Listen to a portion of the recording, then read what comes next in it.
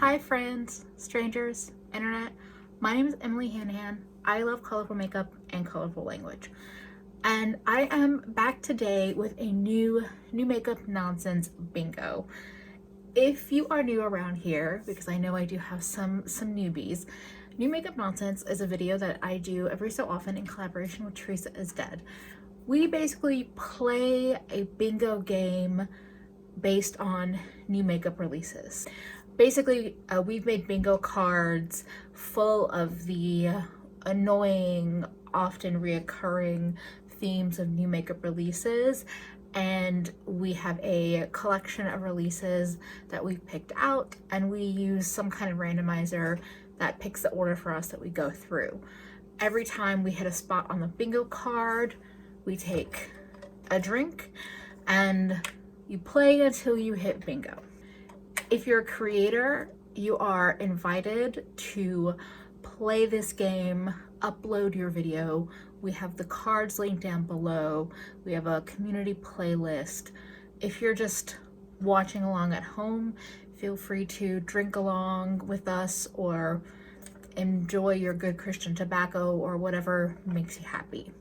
I am drinking some white wine today in a very classy glass with lid and straw because I'm a cat owner and cats destroy everything, so this is not breakable.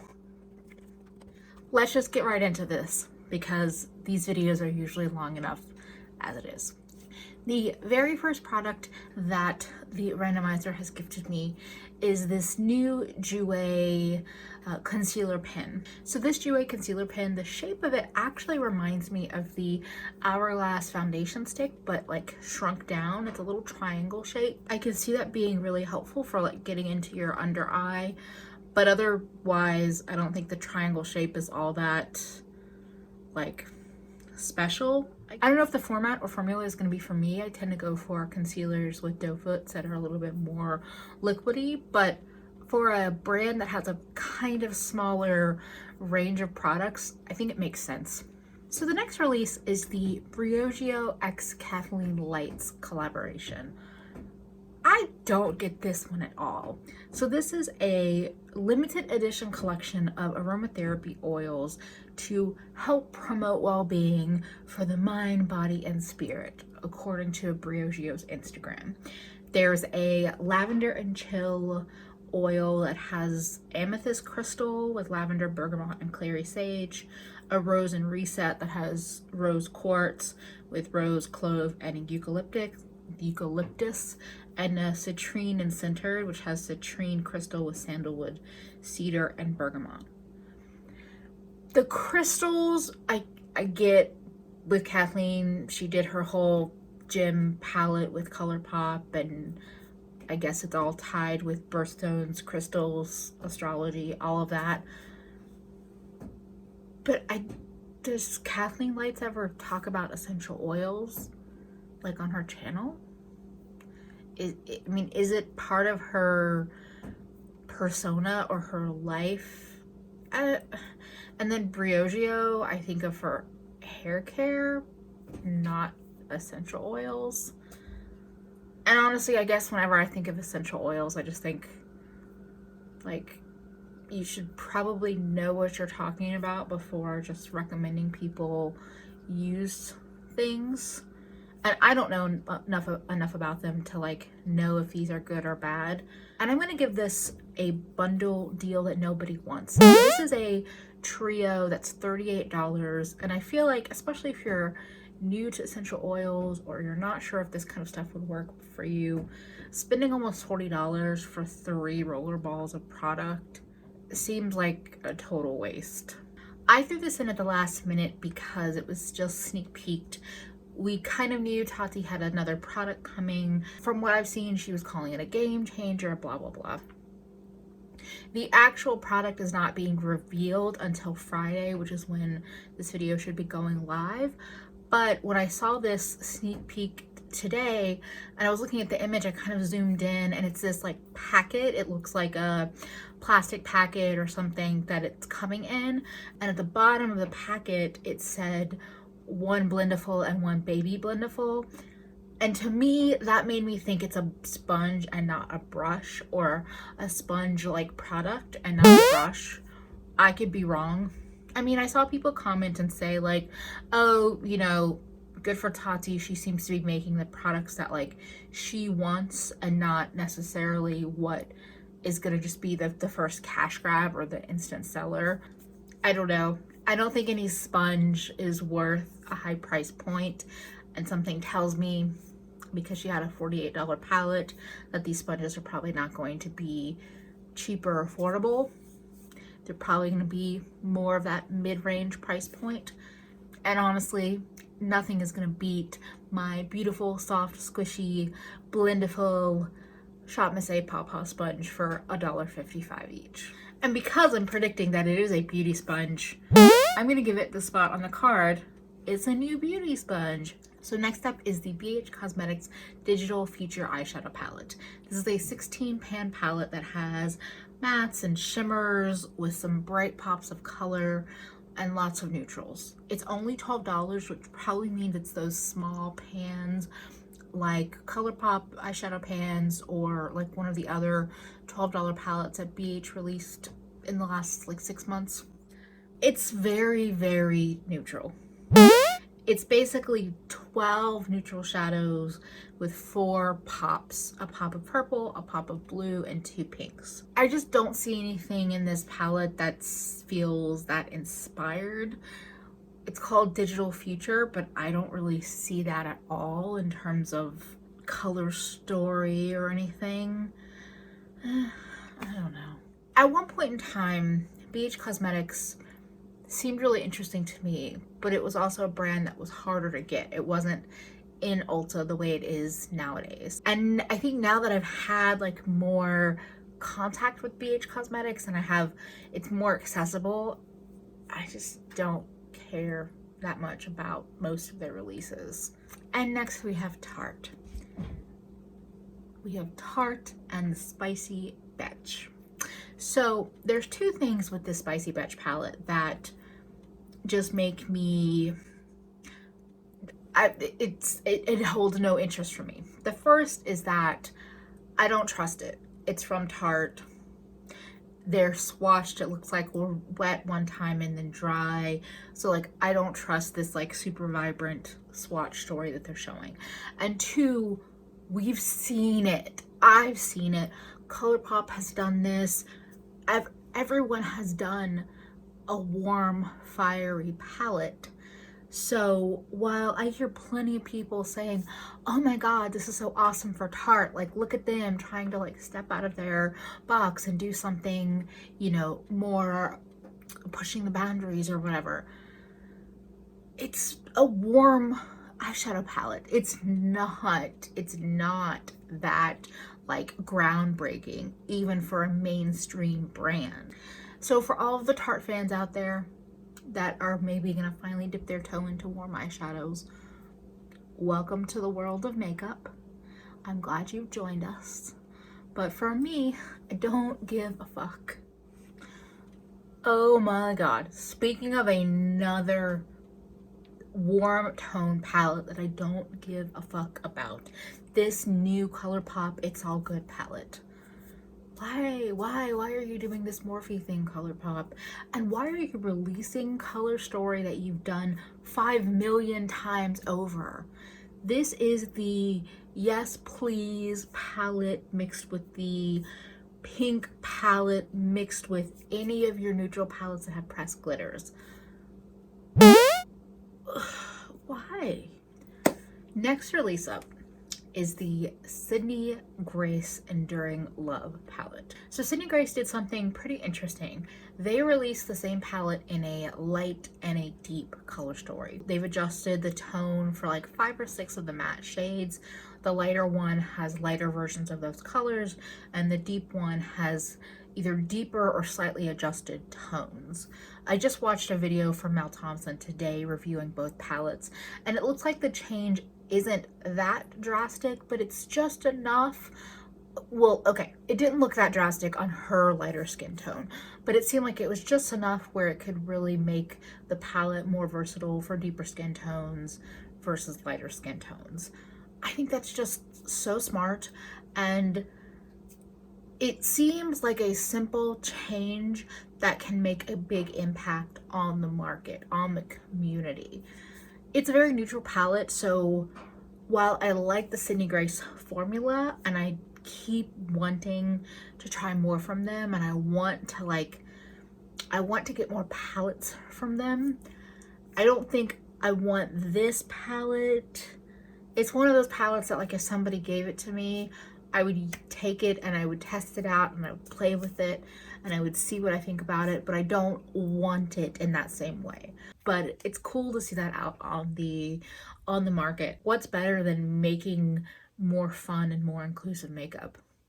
Oh, MAC Lunar New Year. Wow. The packaging on this collection is so pretty to me. It's so lovely.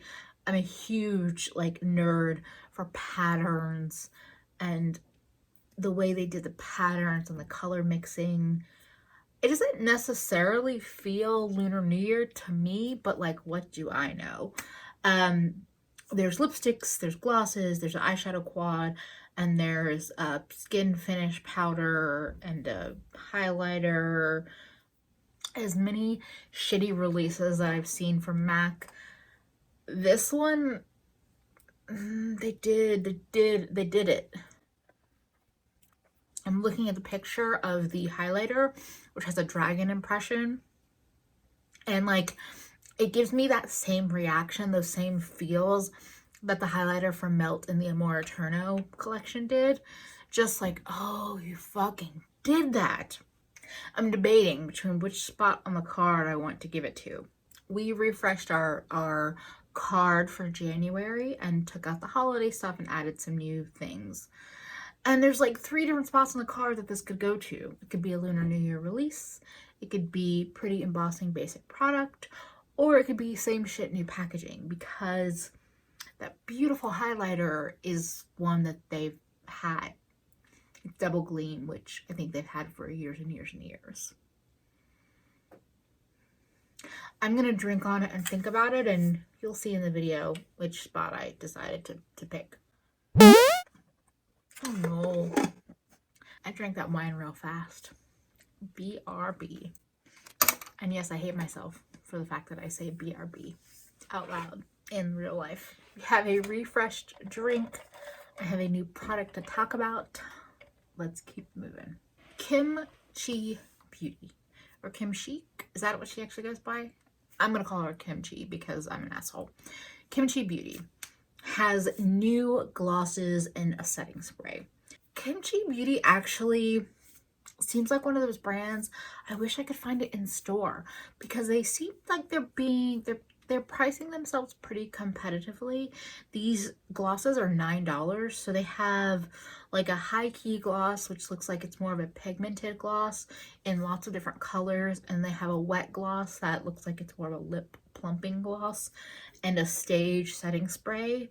This all makes sense for the drag queen themed makeup release, and it's actually pretty cool to see more lip glosses, because I don't always think about lip gloss when I think about drag makeup, because I usually think about what's going to stay on long wearing.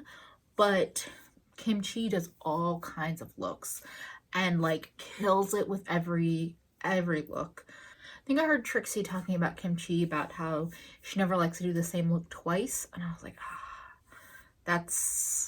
that always makes me so happy to hear. Anyway, I don't know if I'll buy any of these things ever from their brand, but I'm curious. I'm more curious than I have been about some other drag makeup brands. Thinking about you, Trixie. And it is yet another lip gloss, so. Okay, another last minute addition to the video was the ColorPop Meant to Be palette and collection. Oh, ColorPop, I want you to take this pastel color idea and shrink it down to like quads or 6 pans, because I fucking love some pastels. And there's part of this palette that like I'm all about, but then I see the swatches and I think there's so much repetition. You could have given me anywhere from a third to a half fewer shadows and I would have been good. But I think this is very, very repetitive for a 9-pan palette. And the reality is that I don't reach for ColorPop when I have them in my collection. So even though I love mint and I love green, I don't think I will buy this palette anytime in the near future. I just feel like I have better mattes. I have much better shimmers and duochromes and multi-chromes. I just don't find myself reaching for ColorPop. It's also another fucking ColorPop release, so. The next product up is from Glisten Cosmetics. This is their UV wet liners. And I hate to say it, but when I see these, I just think about Suva Beauty and their Hydra liners. I'm not saying that Suva has like the market on that and nobody else can make these kinds of liners.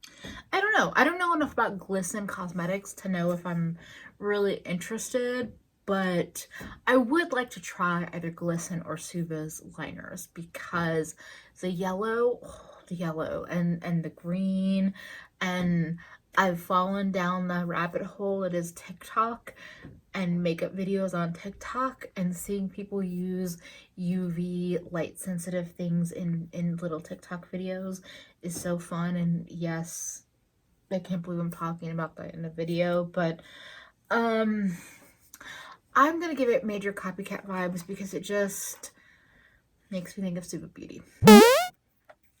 Okay, so I want to know your thoughts about this release. Bite Beauty is doing complexion. My first reaction was like, this is either going to make the brand or kill the brand. They're gonna knock it out of the park and Bite is gonna become like a true mainstay, or they're gonna fail. And I hope that they knock it out of the park because I think Bite as a concept is a pretty killer brand, and I think that their lip products have been pretty good. Like they're not always successful, and I feel like for a brand that's so new to me, they've revamped a lot, in my opinion, over the last few years. But I know they're changing their line so that it's completely vegan, and with that new changeover, they're doing complexion. So they have a foundation, they have a flexible coverage pressed powder, which does intrigue me, and a primer. So everything is priced a little expensive. The foundation is $39.50, the powder is $36, and the primer is $38. They do seem to have a pretty solid shade range for their foundation. And the primer, it's a clean, mattifying, and hydrating primer with skin optimizing technology to neutralize your skin type and grip to foundation for flawless lasting wear. If it actually does that, like if it actually neutralizes, you know, if you're super oily, your oils, or if you're super dry, if it moisturizes, if it were to actually do that, that primer might be like the best thing ever, but I don't know if it will. I'm intrigued. They say the foundation is medium coverage. I'm curious to see how that actually works. I'm curious to see if the powder looks powdery or if it doesn't. Like I said, I think this is going to make their brand either in a really positive way or a really negative way. And we don't know yet what that's going to be. Ofra and their glitch palette. No. There's so many things about this palette. One, it's named the Glitch palette, which I think is inspired by Y2K. And I feel like as makeup lovers, we should be looking forward and not back. Two, that palette has so much wasted space, you could at least put like another 5, 6, 7 shadows in there. Three, I've heard nothing but like mediocre to bad reviews of Ofra of Ofra eyeshadows. I'm sorry. I'm officially feeling the wine. Hi, welcome to Drunk Emily. So, I love shimmers. I really actually like frosty shades, but I don't trust Ofra's eyeshadow quality, and I don't see the theme inspiration with the eyeshadow colors they picked. So it's a no from me. It's also $29. It's especially a no from me. And next we have Cielo Cosmetics, I think.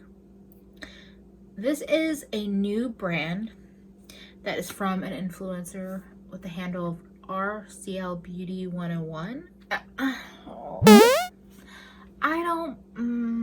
I don't want to just shit on a new influencer brand. I don't know this influencer. They've probably been around longer than I have, and like they're probably thinking, fuck you. Who are you to talk about me? Fair.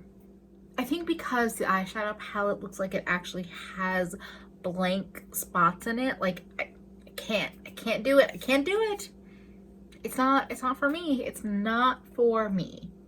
If they had figured out a way to do it where like those triangles also had product and so it was completely filled, I think it would excite me more.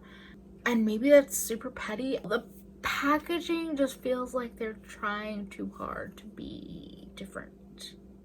Oh, Cleona is releasing new multi-chromes. They're pretty. I like this realm that Cleona is exploring. They're doing like neutral based multi-chromes, which I think is a highly requested thing. I don't necessarily look for neutral based multi-chromes, but what they're doing with these like greeny shades, if you don't own any, I do recommend them. I know they're expensive. I think their glitter ones and their iridescent ones and their pastel ones are also really, really pretty. So if you don't have any of those, I kind of recommend like a mixed bundle, because the jeweled ones, the jeweled stained glass ones are super expensive, but the glitter ones and the iridescent ones and the pastel ones are at different price point. While they're pricey and they do have a very long shipping time, it still holds a very soft spot in my heart. And they're gonna keep making me want their products with these new reveals. So 2020 is the year of the multi-chrome. I'm so happy this one came up in my randomizer. Midas Cosmetics and Smoky Glow. Hannah has her own collaboration with Midas Cosmetics. And right now we still haven't seen what it is. Well, it's a highlighter duo and it's eyeshadow palette and it's a lip gloss set, but we haven't seen the colors. I don't think I'm gonna actually be able to buy it right now because real life, finances, all of that shit, not so much fun right now. But I want to see what it is. I think we'll see the reveal soon. I think so. She was in Chicago over the weekend doing photo shoots with Midas because like I follow her on social media and I saw that, and I'm just excited to see. I know Midas was on my list of like brands I wanted to try in 2020, and I guess I feel like, especially through Half Cousins podcast, I feel like I've actually gotten to know Hannah like outside of just her channel in a way that, I don't know, I feel a little bit more of a connection with her in a more tangible, like, I don't know, in a more tangible way. I know it'll be a big year for her. 2020, I'm sure, will be a huge year for her. And I'm gonna stop like fangirling because wine does that to me. But you know what? That packaging is pink. You might even call it millennial pink. Okay, we're back with more wine, more lip gloss, and more makeup releases. And next up is the Chantecaille Hummingbird collection. So this is their spring 2019 collection, and it's a quad and a face powder. The quad has it's a quad, it has 4 colors. A glimmering peach, a matte neutral brown, a cool shimmering slate, and a chromatic gold with iridescent pink pearl. The quad is $72. And then the perfect blur finishing powder is $80. The powder has this like juicy orange packaging with a hummingbird on it, and then the quad has this like grassy bright green packaging, also with a different hummingbird. Chantecaille, just their makeup, I look at it and I think, like, if I was that bitch, I would be buying Chantecaille. I'm not that bitch, so I'm not buying Chantecaille. But I've said this in multiple videos. They are a luxury brand that, like, I get it and I see it, and they donate a lot of their profits to the animal or animals that they're featuring in different collection and different products. So it's like I get it a little bit more. I don't know if this is the same powder that they released for the Christmas time, winter time, but fucking Theresa has a Chantecaille powder. It's one of the 2 that they released for the holidays that just made her skin look like glowy, juicy perfection. And I already wanted it because of the packaging and like the claims, and then I saw it on her face in a video and I was like, oh fuck, I want that. I don't know if this powder is the same one that she has, but I just have Chantecaille on the brain because of that stupid fucking powder. Tell me, Theresa, was this the powder that you had on, or is this something different? Or if you don't know, that's also fine. Next is the Charlotte Tilbury Pillow Talk eyeshadow palette. Now, I know that I've said, I think in the last makeup release or somewhere along in the lines, that I felt like it made sense that she's doing all these Pillow Talk releases. It's what NARS did with Orgasm. Fenty's doing it with Trophy Wife. Like, it kind of makes sense.